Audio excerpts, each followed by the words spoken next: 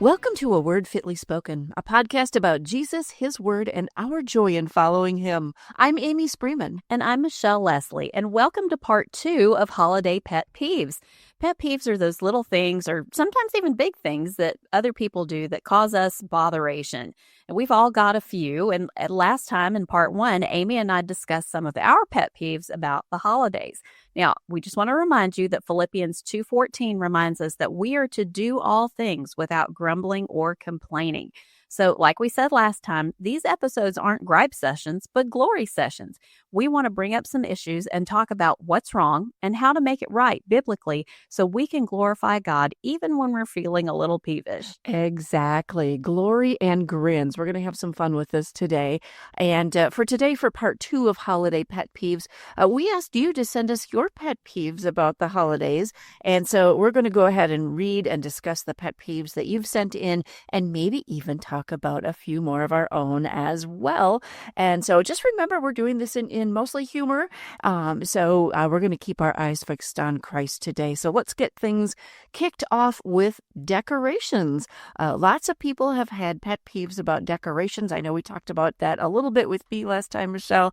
And it's more of a humor thing for me when I drive around and see all the inflatables and they're all lying in yards, kind of looking like carnage to me. So anyway, but yeah, a lot of people have decoration pet peeves, and and I just want to say too about we want to make sure that things that are inconsequential, like decorations and things like that, that's a good way to tell if these things bother you. If it's a kind of a barometer for your sanctification and patience, love, long suffering, bearing with the weaknesses of others in general. So when you start getting peeved about things like that, we of course going to turn it around and pray that God will grow us in those areas.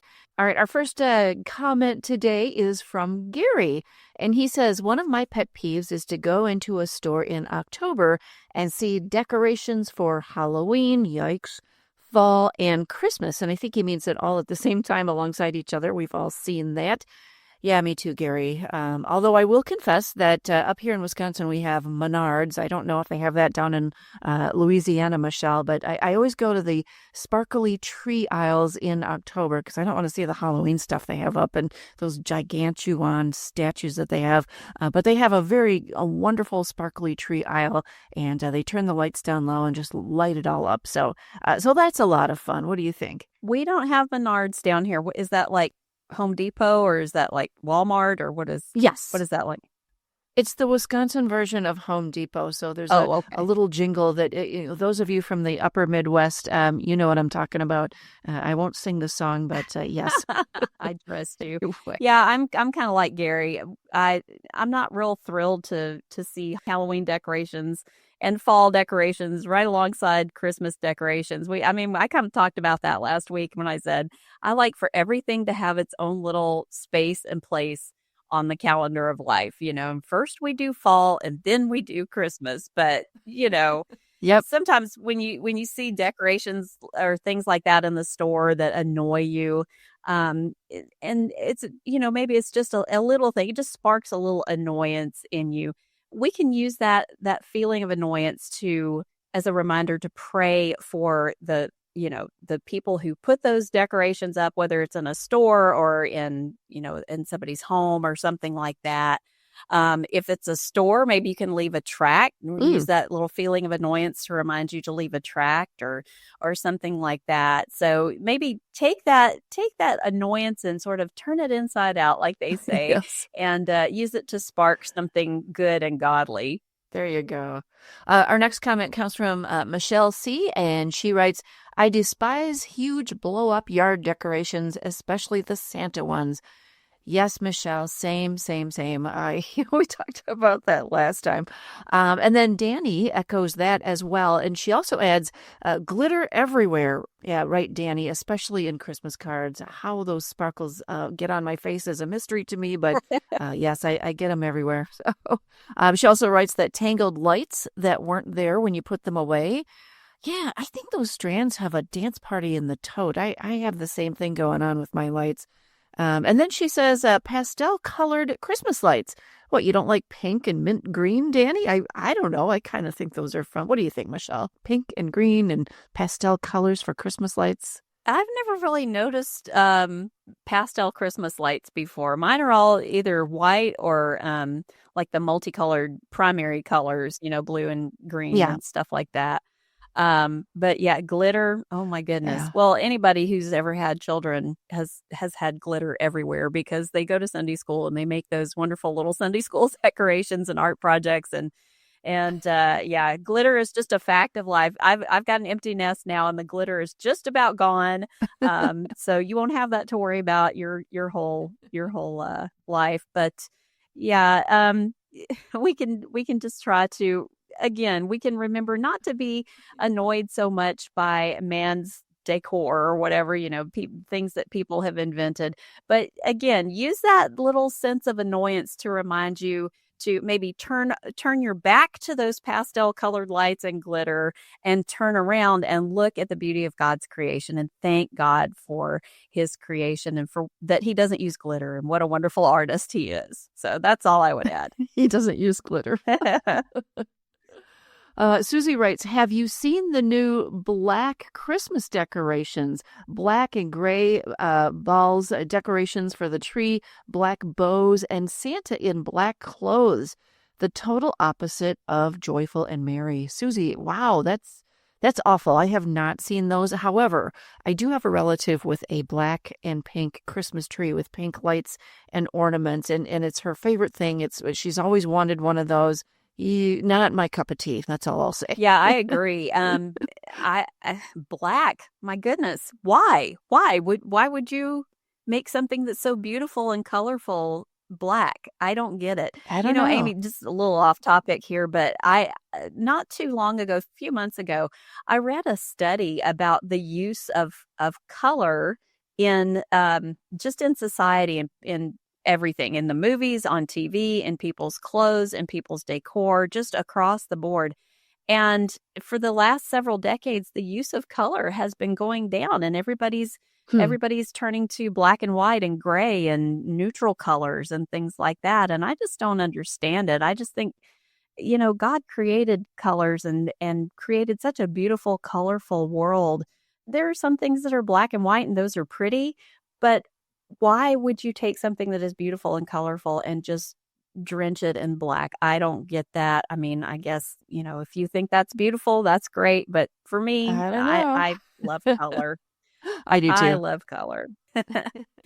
All right. Well, continuing with pet peeves about decorations, Kendra says this. There's a neighborhood near me, about a mile, she says, that does over-the-top decorating. It has become a regional sensation. Law enforcement has to direct traffic all of December, beginning at about 5 p.m., with many local streets being blocked off. As a resident who is impacted, I really hate it. It sometimes takes an hour or more to go 1.5 miles to the grocery store and back because of the traffic. People wait 2+ hours in line to drive through this neighborhood.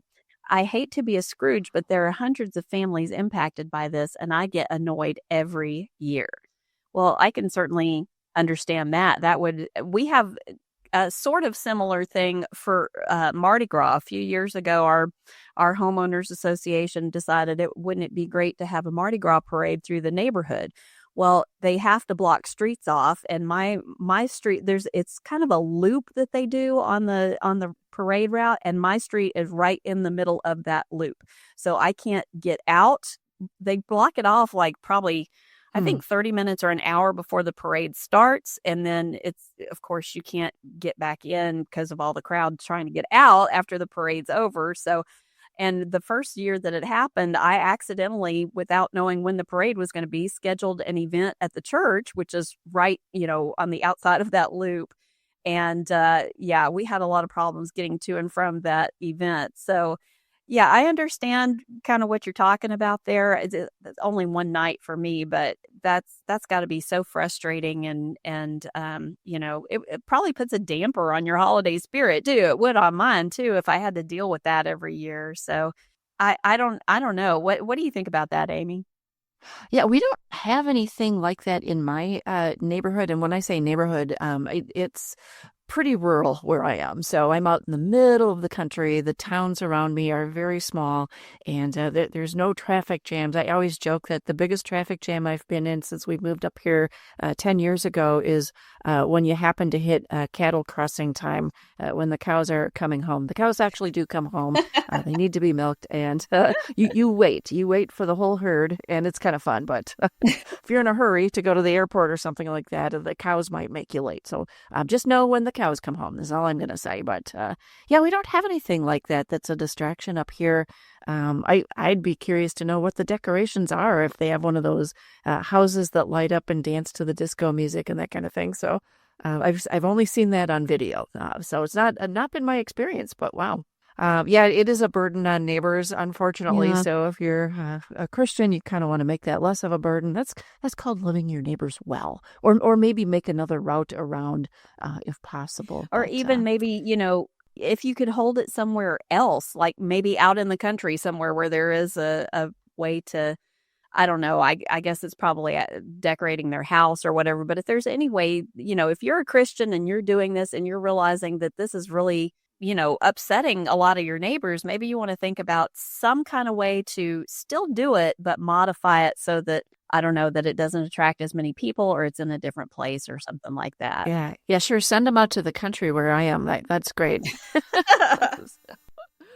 Oh, okay. One more comment about decorations, and this one is from Annika. I think it's Annika or Annika. I'm not sure. I'm sorry, Annika. I'll try to go in between there. But she writes, it's a pet peeve of mine when people get so worked up about when other people decorate for Christmas. Are you hearing this, Michelle? She writes, who cares if your neighbor puts up their lights and tree on November 1st or December 24th? Like, it literally does not negatively affect you in the slightest when someone else starts listening to Christmas music or decorates their tree. Everybody calm down. And she puts one of those little smiley faces. Well, amen, Annika. Ladies, we just need to simmer. Right, Michelle? Right? It doesn't matter if Amy puts up her Christmas decorations before Thanksgiving, right? Well, I just think you need to be discipled better is all I'll say. No, I'm just kidding. Probably. Well, there's a sense in which I totally agree with Annika. I wouldn't say I get worked up about it, and it's not something I give a second thought to with friends and family, except with Amy. Yeah. I'm trying to get her over on my side, trying to correct her in Christian love and all of that. It'll never happen. But, I would just reiterate what I said last time in part 1 of Holiday Pet Peeves. There's a sense in which it bothers me, not because, people are having fun and getting their decorations up and all that, but just in society in general, because of how it minimizes Thanksgiving, which we desperately need as Christians and as a nation. This sort of race to Christmas zeitgeist sends the message that Thanksgiving isn't important, that it's trivial and easily tossed aside. We need more Thanksgiving, not less. We already have a lot of Christmas hoopla. We need more Thanksgiving hoopla. Thanksgiving needs to be made much of, to be anticipated and longed for and reveled in. It's not that people like me want less Christmas. It's that we want more Thanksgiving. I've already shared a lot of my thoughts about this, but let me read this X post from my friend who goes by the initials VM on X. I think she says it really well. She says, I went out shopping a couple of days this week, and it was really sad that everything went from Halloween straight to Christmas. It's like they have canceled Thanksgiving, my favorite holiday, because it only, always, and forever has been about giving thanks to God for his abundant blessings, even in the midst of hardship. Wow, Michelle. That just reminds me of another thing that this is actually a very real pet peeve for me is back in the day, I will say, because we say that up here, back in the day, when I was younger, Thanksgiving was made much of, at least here in the United States. Stores closed down. People did not work during Thanksgiving or Christmas either, for that matter. And they weren't expected to. And now everything stays open, it seems. And the kids that you were hoping to come for Thanksgiving, the young teens, they have to work. They don't get there till 7 o'clock at night sometimes. And it's just really hard. And why can't we shut things down and just have a time of thanks like we used to? So I will just add that pet peeve from me. Yeah, I agree. We really have forgotten how to stop and just celebrate with our families and sit and be thankful to God and just interrupt the routine with something different and something holy, So I completely agree with you. All right, next up, we had a few pet peeves about Christmas gifts. Marta says her pet peeve is people feeling obligated to exchange gifts. And Miyoshi says people assuming that you must exchange gifts. For example, she says that my husband and I had to give each other something. We give each other gifts all year. Christmas is about Christ. What do you think about that, Yes. Amy? Yeah, and in fact, my husband and I stopped exchanging gifts years ago. His birthday is often on Thanksgiving. Thanksgiving, the date rotates a little bit. So, but yeah, end of November, and that whole season, we're stretching our budget to make sure that we can handle getting a little something for people that we exchange gifts with. But rarely do we give to each other unless it's a little surprise, something or other. Nothing too big, but. The gift giving thing for many of us has gotten out of hand, and it's about that. And you just know that times are tough right now, and it's hard for people to afford these things, and yet that feeling of obligation that it has to be a good gift, and that's how we show love, right? And you'll know the measure of my love by how much I spend on this gift. And it's ridiculous. It's not about that at all. So, we really have seen this happen over the years, haven't we? Yeah, and I think what Miyoshi says is really true, and maybe some of our listeners will agree with this. This is kind of something that comes as you get older in your marriage and you've been married longer. Like my husband and I sometimes exchange gifts at Christmas and sometimes don't. It just depends. Like if I find something that's really, if I'm out looking at something or shopping or whatever, and I see something that would just be perfect for him, I'll go ahead and get it and give it to him on Christmas.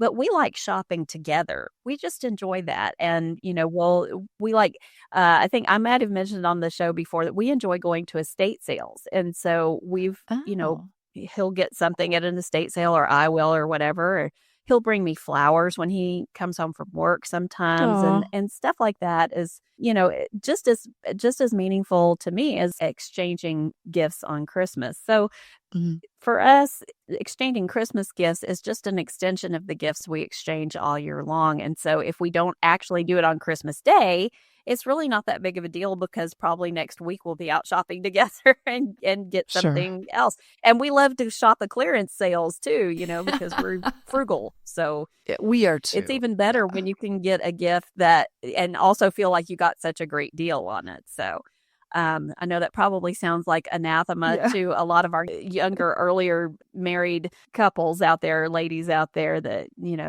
a lot of times we sort of succumb to what society tells us about romance and love and everything. And, especially like on Valentine's Day, if your husband doesn't get you a Valentine's card or flowers or whatever, he doesn't love you. And same with Christmas. And that's just not reality. Don't let stuff like that dictate what you do in your marriage. Yeah. I'm laughing because every once in a while, something big in our house will break down, if it's a water heater or something like that, or what did we have? I think it was the dryer or something that went out and finally had to replace it. And we'd look at each other and say, well, happy birthday, Christmas, New Year's anniversary. We do the same thing. Anyway, I digress.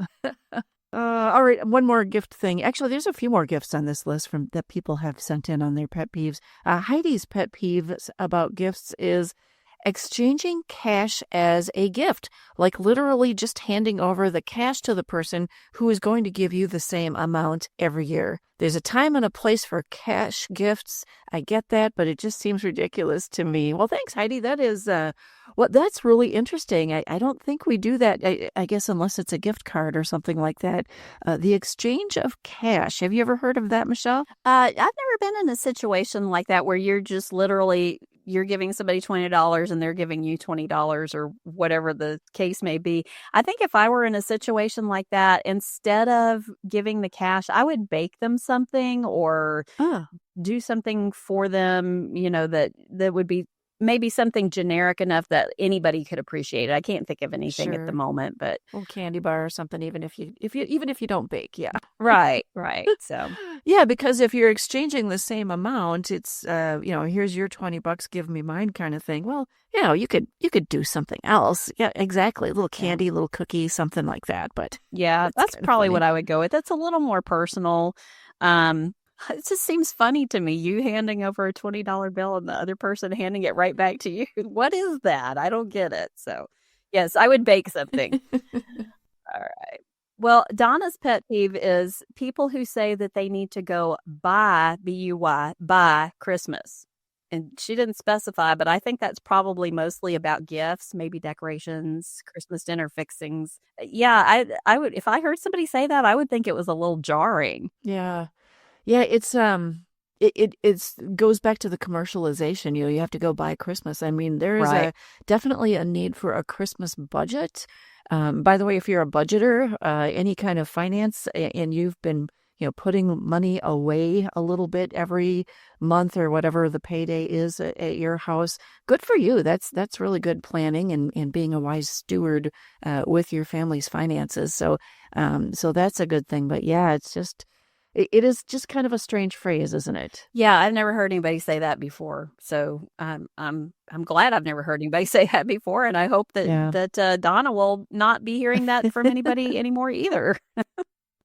Well, Hannah wrote in, Hannah's pet peeve about gifts is when grown adults give each other a list and it's all within the same price range, so you could just go buy it for yourself. I don't go by lists. Where is the thoughtfulness? It takes away from the joy of giving and drives me nuts. And I can understand why. And a closely related pet peeves about gifts is Rhonda's pet peeve. She writes, the whole last 3 months of every year has become so commercialized. It's a huge pet peeve for me. Yeah, Hannah and Rhonda have it right. It's just become so rote, hasn't it? It's commercialized. It really takes, you can really let it take your eyes off of Christ, which ought not be for Christians. Do you guys do lists at your house, Michelle? We do, and I don't really have any objection to it. It's especially if you're the kind of person who would be okay with a wedding registry or a baby registry, but you would have a problem with this. I don't really Mm. understand that. It's basically the same thing.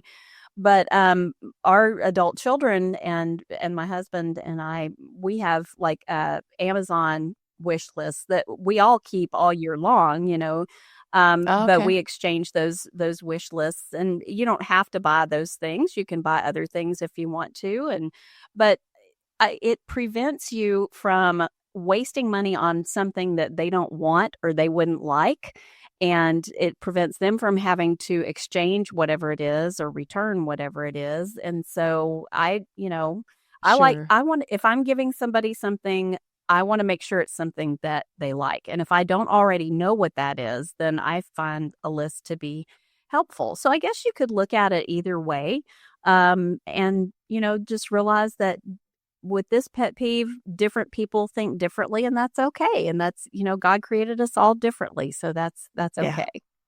Yeah, it's helpful to know sizes and colors that people like, and it is getting to know the person Yeah. through the years, right? So I know my family well enough to know kind of Right. some things that they like, but it's also nice to know what they've been, what they have their eye on, what they're wishing for. So it's kind of, I don't know, I could go either way on that one. But yeah, the thoughtfulness part, I mean, it kind of takes away from the Yeah. surprise, doesn't it? So. Why don't we shift gears here? Let's talk about some other kinds of pet peeves. Now, the last time in part one in that episode, we talked about pet peeves that we have with the way some churches observe Christmas. And our listeners had some pet peeves about that too. Heidi writes in that churches who have Christmas parties with Santa Claus as the main attraction. And Debbie wrote in and said, I've seen the ones who feature the Grinch. Yeah, at church? Oh, Michelle, I don't know.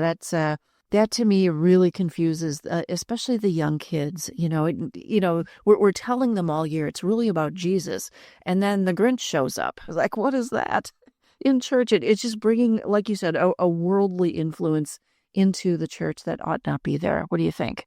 Yeah, I tend to agree, and especially the Grinch, that's not somebody anybody should be looking up to. I mean, it's the movie is cute and everything, but it the Grinch doesn't really display the fruit of the spirit, and he's not really a good example for kids.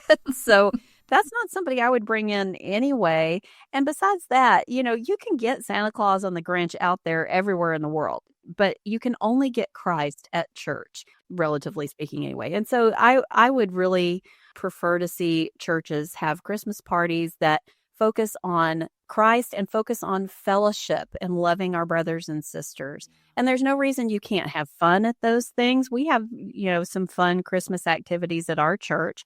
And but we don't have Santa Claus and the Grinch and everything. But our focus is on worship, and our focus is on fellowship, and our focus is on outreach. A lot of times, one of the things that we do is that we have a local, just in this area, Christmas parade. And Hmm. so it takes place on a Sunday afternoon. So what we do is we come to church Sunday morning, and then everybody either goes home and grabs lunch real quick and comes back because they start blocking off the streets for that too. And but this year we're going to actually have some food trucks in the Oh. parking lot, so that'll be fun too. And so then we watch the parade, and we also have a float in the parade for our church. Oh, wow. So we're participating and stuff like that. So that's outreach as well, saying, "Hey, come on to our church," and all that. And so we do that, and then after that's over, we have a Christmas hymn sing, and then Mm. we have a little cookout with s'mores and hot dogs. So that's a lot of fun. It's an all-day thing, and there's not a Santa Claus or a Grinch around anywhere, unless it's in the parade, from somebody else that we're watching. Right, So, right. so yeah, I would agree. Oh, I agree with that too. Right. Okay. Well, Sherry had two related pet peeves for us about churches, and here's what she said. She said her first pet peeve is a church offering a one-time meal for seniors with an expensive menu for those who are food insecure. How about putting together boxes of food instead? So I Mm. think what Sherry's talking about here is a church that she knows of that puts on a fancy dinner for elderly folks who may have difficulty affording groceries. And Sherry says, hey, instead of just one meal, how about giving them a box of groceries? And Yeah. then Sherry's second pet peeve is buying toys for underprivileged kids at Christmas because it makes you feel good. The toys are only resold for money. Sherry raises a good point. When we as individuals or local church offer help, we need to make sure that it's helpful, that we get the most bang for our helping back, so to speak.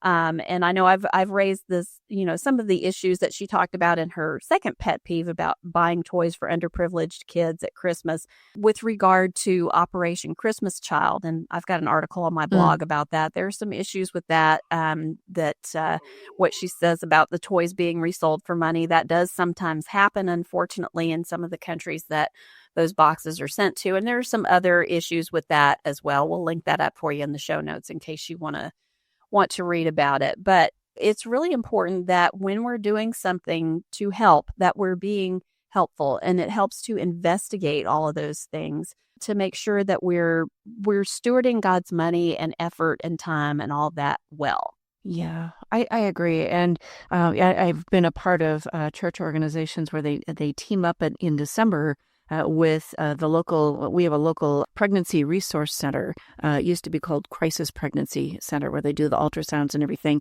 And they have families that they know of, moms with littles. Our church ladies would get together and make those blankets, those tie blankets that you do with the real soft material. What do you call that? Polar fleece.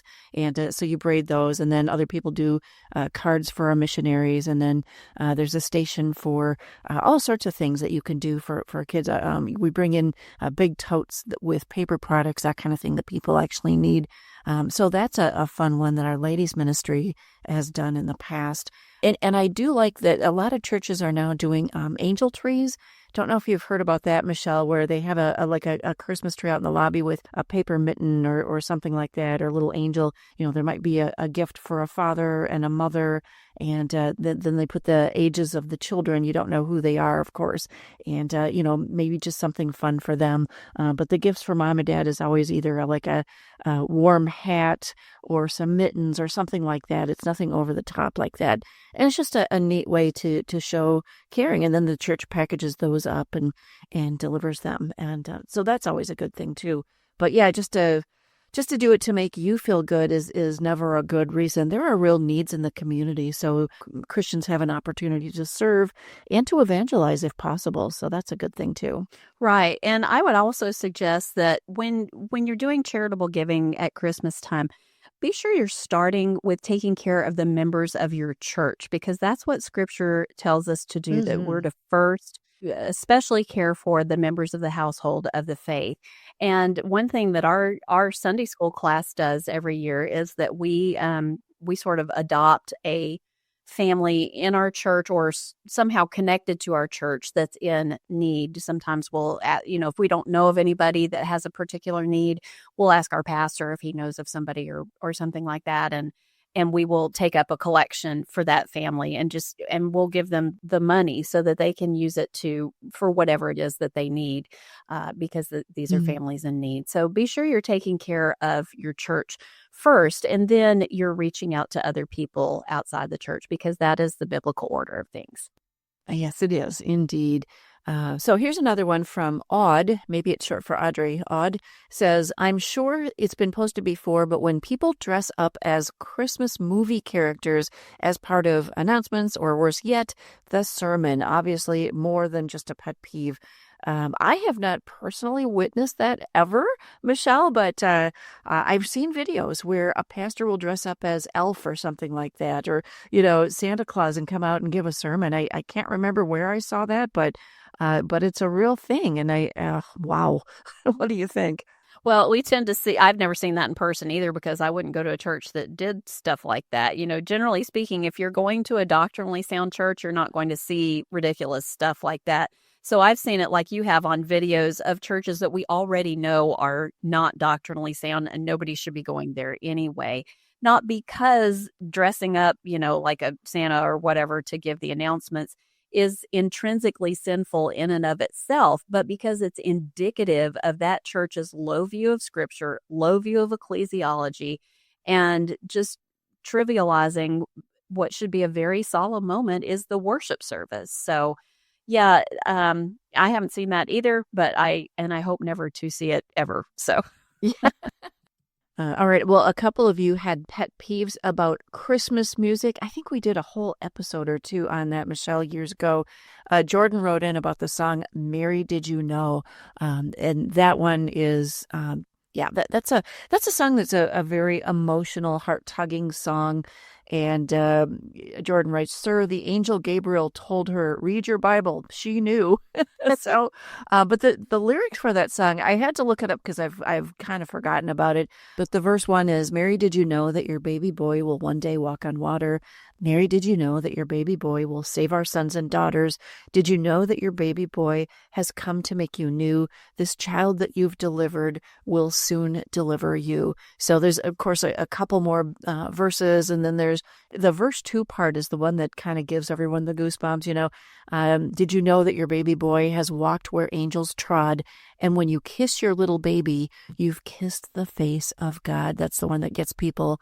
I mean, it's a really interesting thing to think about. But you know what? She did know. Of course she did, right? Because she knew that she was going to give birth to a Savior, because the Bible and the angel told her that would be exactly what would happen. She, of course, didn't know all the specific things that he was going to do in his life. And all the ministry stuff, she didn't know about that. But, when Jesus was 8 days old, they took him to Jerusalem, to the temple, as they were instructed to do. and they were met by the prophet Simeon. And very interesting story in the Bible. You got to go read that. Simeon had predicted that she would feel this sharp sting of losing Jesus, and that a sword will pierce her own heart. Not a literal sword, but she would know heartbreak like you have never understood before. And it turned out to be a very true prophecy. Simeon was a true prophet of God.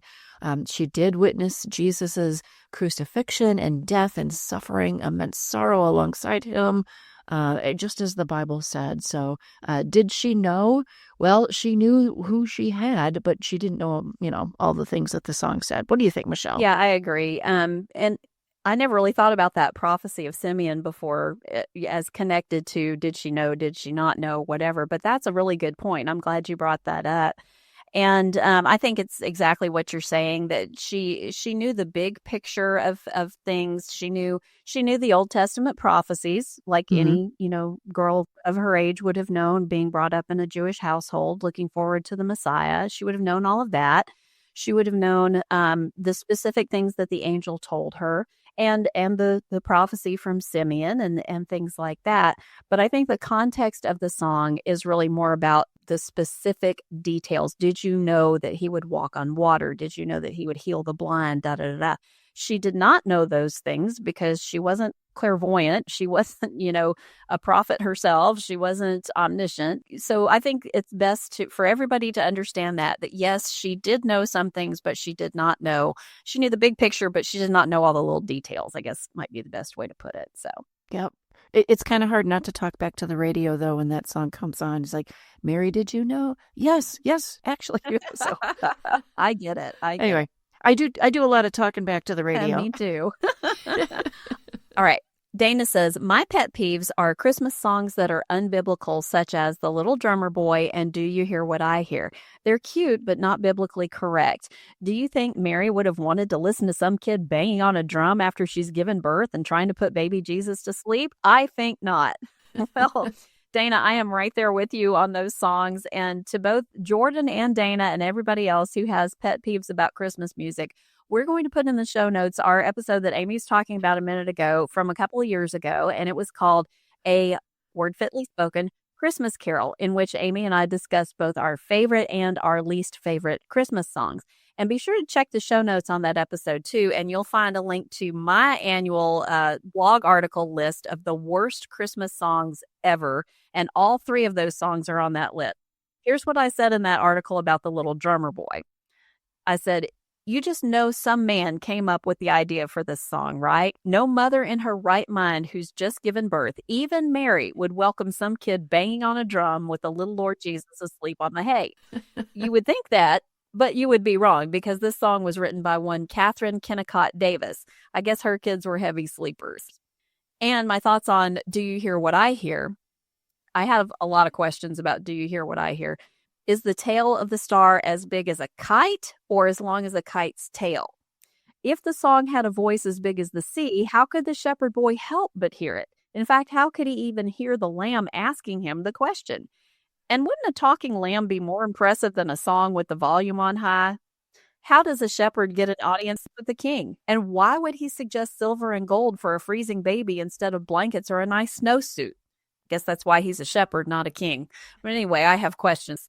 Many, many questions about that song. Oh, what another song ruined. Thanks a lot. Hey, on your annual list, did you have anything about Barbra Streisand's version of Jingle Bells? I think I added that, but I can't remember. After our podcast episode, it's horrible. Yeah, after our podcast episode on that, I think in honor of you, I think I added it. But if not, I will add it this year. Excellent. Ladies, if you do go back and listen to that, I think we actually had song clips that we played on some of those. Yeah. We had a lot of fun with that one, too. Well, holidays are a time that we tend to get together with family, and a couple of you had pet peeves about family gatherings. I wonder why. All right, let's go to them. Marta's pet peeve is adult children who don't want to take on the responsibility of hosting a family gathering. That's an interesting one because, depending on your family dynamics, if you've got kids who are now in their, 20s or 30s, it's just so much easier to let Aunt Mildred keep doing what she does and bake the turkey and put on the big spread. And maybe she's got a house that can host everybody, or a couple of long tables plus the kids' table. You just never know. I'm wondering about ladies our age, though. Maybe we're the Aunt Mildred, just not willing to give it up for the kids and let the next generation do their thing. We've had it so long. It's like, I'm not giving that up. That's my time. We need to let the next generation step up, ladies, if that's you. What do you think, Michelle? Well, I might be that Aunt Mildred, but in my defense, I want to give a defense. I love having all of my kids over to my house, and we have a house that's big enough to do it, and Yeah. it's located as much centrally as possible to all of our kids. As possible. And our youngest child just moved out a little over a year ago. And so I've got my house all rearranged. I've mentioned before that when you're pregnant, you do the nesting thing. And when all your kids leave home, you do the empty nesting thing. So Mm-hmm. I've rearranged a lot of stuff to reclaim our dining room from being a schoolroom and things like that. And got the big long table in there. And so I just love having all the kids over. And, they Right. each bring things. When we do Thanksgiving, they'll each bring a dish or whatever to help out. But I love doing it. I really do. And so, maybe I'll feel differently in 20 years or so, but right now I just love doing it. So You're being the Aunt Mildred, just clasping onto that tightly. I've only gotten to do it for a few years now. okay. So I want to have the time to do that before I have to turn it over to somebody else, I guess. Yeah, I love doing that too, Michelle. Well, this next one is from Jessica about family gatherings, and she says her pet peeve is signing up for food at a family potluck and bringing something else that's not as good. You'll be put on cups and ice duty from now on. That's And awesome. I would just say to that, yes. And if you drop enough soapy plates on the floor, they won't let you wash the dishes anymore either. Cups and ice are good and needful, and you don't have to cook. You can buy them in advance. All you have to do is pick them up when you walk out the door, and cups and ice can be great. Let them put you on cups and ice duty if you want. But if you really want to make a dish that everyone will love, here's my suggestion. I use the recipe website called allrecipes.com. I use it all the time. I'll put in, whatever the name of the dish is, like banana pudding or whatever it is. And it'll bring up a whole bunch of different recipes. And what I look for first is how many people have rated it and how many stars they've rated it. If it's like a recipe with 5,742 people who have rated it, and they've all rated it an average of like 4.5 stars, that's the one I'm going to go to, not the one that's rated 2 stars by 10 people or something like that. So go find you a good recipe, follow it well, and who knows, maybe you won't be on cups and ice duty anymore. Bring those pretty napkins, the ones that none of us really want to buy because they're expensive, but you can do that. We can buy the napkins. Bring them over. But you know what? I've been on All Recipes before, and if you really, really want to be discerning, go to the stars, yes, and the ratings, and then read the comments section. Yes. And you'll get all sorts of people going back and forth about what they've added to make it better. And, I thought this was too dry, so I put this in and it worked great, that kind of thing. So I am highly entertained and easily distracted by the comments from chefs around the world who need to come in and make comments. But so I love the idea, though, if you're like, let's say that you're assigned to bring, I don't know, meatloaf or whatever it is. I love teaming up with someone to bake or cook and making it together, not just saying, hey, you do this part, I'll do this part from home, and then we'll meet at the place. No, get together earlier. And if you're going to freeze something ahead like cookies, get a bunch of the ladies that are going to be at your gathering and say, hey, let's do a baking evening or afternoon, and let's have some laughs and make it an annual event. I really love that. We're going to do that this year with the folks who live around me and just enjoy each other's company. That sounds like a lot of fun. I hope y'all have a great time when you do that. We will. Well, we got just a few more pet peeves that you've sent in. Dana says, I dislike it when people call the Magi kings and believe that there were 3 of them. I think some churches have gone so far as to assign them names. Well, Oh. Dana, you're absolutely right about that. The Bible doesn't tell us that the Magi were kings, that there were three of them, or what their names were. The Magi or wise men were not governmental kings ruling over nations. They were probably astrologers. And all we know about the number of the Magi is that there were at least two of them because the Bible uses the plural Magi for them. Many people think that there were three of them because three gifts were brought, but it could have been two magi bringing three gifts or a much larger group Hmm. corporately bringing three gifts. So that would be my response. Amy, what do you think? Yeah, I had wondered about that too. You know, all the nativity sets that you see always have the three guys, and the one I have, I think it was I gotten for me probably 25 years ago. Remember the Willow? I think it's called Willow Creek or Willow or not Willow Creek, but but it was a whole collection of these little carvings, very simple, and there were always three, and you always see in the nativity sets that two of the guys are tall and they're bringing like a box or a gift or something like that. And then the third one's always kneeling down. Did you ever notice that? Yeah, that's the case with my nativity set. It's funny that you should say that. I never really noticed that before, but two of them are standing up and one of them is kneeling down. That's so true. Well, Willow Creek is a totally different thing. You don't want anything from Willow Creek in your living No, room. I'm just saying, but Willow, I think the design was I Willow. think you're Anyway, right. I still have that thing, and it's seen better days, and it probably needs some hot gluing to put arms back on. But anyway, yeah, I've never heard about the three names of the Magi. Have you? Yes, I have heard their names before, and so there's various theories about where that has come from. Huh. As I was looking at some information on this, I came across a site that had some interesting history on the names of the Magi. And here's what it said. The common Western tradition has identified them as Caspar, Melchior, and Balthazar. One popular legend has portrayed Caspar as a king of India, Melchior as a king of Persia, and Balthazar as a king of Arabia. In the East, however, other names for the Magi appear.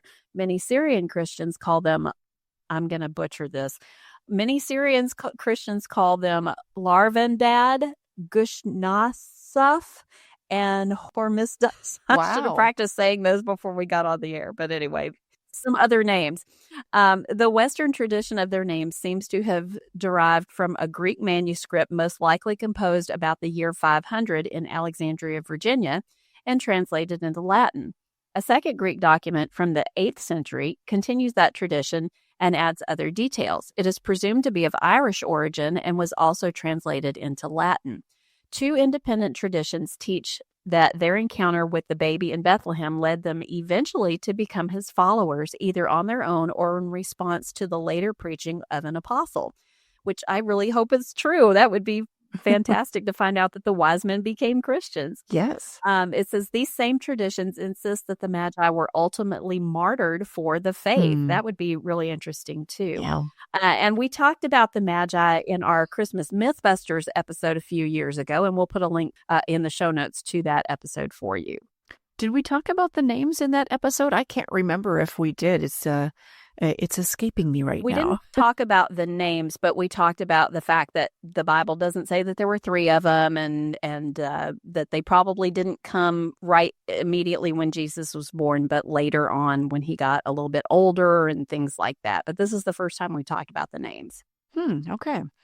Well, our final pet peeve of the evening comes from our old friend, Chris Honholz. Love him. If you don't have the joy of knowing Chris yourself, you might remember him from a crossover episode that we did a few years back with him and also his co-host, Rich Story, on their podcast, Voice of Reason. That was a lot of fun. We'll link that up in the show notes. But for his pet peeve, Chris says, Elf. That's it. That's the pet peeve. Everyone keeps trying to make me watch Elf. So, oh boy, that is so funny. You know, Michelle, when that movie first came out, I didn't watch it. I just I saw the little cartoons and memes and all that stuff that everybody was sharing about Elf and what a great movie it was. I had never seen it until a couple of years ago. I finally broke down. I think it was a free premiere or something like that on one of the networks, and so I watched it. It is kind of funny, but yeah, everything Elf. What do you think? Have you seen Elf? Are you on the Elf train of craziness there? Yeah, that movie came out when my kids were teenagers or young adults, and they all loved it. And so we've watched it together as a family several times, and it's okay. It's not my favorite Christmas movie. It's a little silly and juvenile for me, but it's a lot of fun, and a lot of people like it. And I don't remember how this thing with Chris and Elf got started, but he just gets trolled relentlessly every year on X about Elf, and people send him stuff in the mail, like little Yes. elf decorations and stuff like that. And it's kind of a funny thing, but I kind of feel sorry for him too, because it's also, that's probably his, like you said, that's his pet peeve about Christmas, is that people troll him about the movie Elf. So craziness. Oh, yeah. What is your favorite movie? I'll tell you mine. So if you need a minute to think about it, mine is actually a tradition at our house. No matter where the kids are or how old they get, we will get together Christmas time and watch Scrooge. And it's not the Scrooge, not any of the modern ones, but you have to go way Mm. back to 1973, and it's the one with Albert Finney. It's a musical, and we just love that movie. We have to get together and watch it, along with celebrating the birth of Christ. But we do watch that one and have some laughs, and we all memorize the little banter and the movie lines. And even our daughter, who lives in Japan, will it'll be morning at her place and night at ours, and she'll watch it virtually with us. So it's kind of funny. Oh, that's nice. What about you? Oh, wow. I guess the ones that are coming to mind first are the ones from my childhood. I like the Charlie Brown Christmas, I'm not real crazy about the Yes. music in that one, because that, like, Christmas time is here, that just, it's annoying to me, that piano bar jazz kind of I stuff. kind of like it. I'm sure it was great when it came out in the 60s or 70s or whenever that came out, but it just kind of grates on my nerves. But otherwise, I love that one. And then I think the other one that comes to mind, I think it was called The Year Without a Santa Claus or something like that. It's the one with Hot Miser and Cold Miser in it. You remember that Huh. one? That little claymation or whatever. Oh, no, I never saw that one. Oh, well, I'll have to send you a link to it or something like that. But it was just funny, and I just remember it from my childhood, so I'm kind of nostalgic about it. And I like the song too, about um, I'm Mr. Heat Miser, I'm Mr. Sun, or whatever, however that goes, and the Cold Miser too. It, Huh. I'll have to watch yeah, I'll that. send you a link to it or something. So yeah, so I guess those would be my favorite Christmas movies. It's not very mature. It's not very, everybody wants you to say It's a Wonderful Life is my favorite Christmas movie. We do watch that one too. I've watched it a couple of times, but it was fine. But Yeah. for nostalgia, I think I like those other two better. For a future episode, maybe we'll have to do the roasting of the funniest Christmas type holiday movies or something like that. Maybe it Maybe might be a so. short show though. All right. Well, ladies, we hope you've had as much fun today with all these pet peeves as we have. We're going to have those little irritations, those little botherations in life, but God uses those things to shape us and grow us and sand off some of our rough edges. So the next time something rubs you the wrong way during the holidays or at any time, turn it into an opportunity for sanctification. Let it prod you to pray for yourself and others. Mhm. Be thankful and count your blessings. For sure. And we are thankful for you listeners, and we count you among our many blessings. Be sure to stop by our website, awordfitlyspoken.life, and check out all of our resources there. And we would love it if you would proclaim the gospel far and wide by clicking on our Good News tab and sharing that page all over social media with your unsaved friends. And then next, you can click over to our support tab and support us through PayPal or Patreon. That helps offset the enormous cost of putting on a podcast and getting it out there. And if you've already have done that, thank you so much. We are truly grateful for all of you who support us financially. And until next time, try to be patient and peaceable instead of peevish, and walk worthy.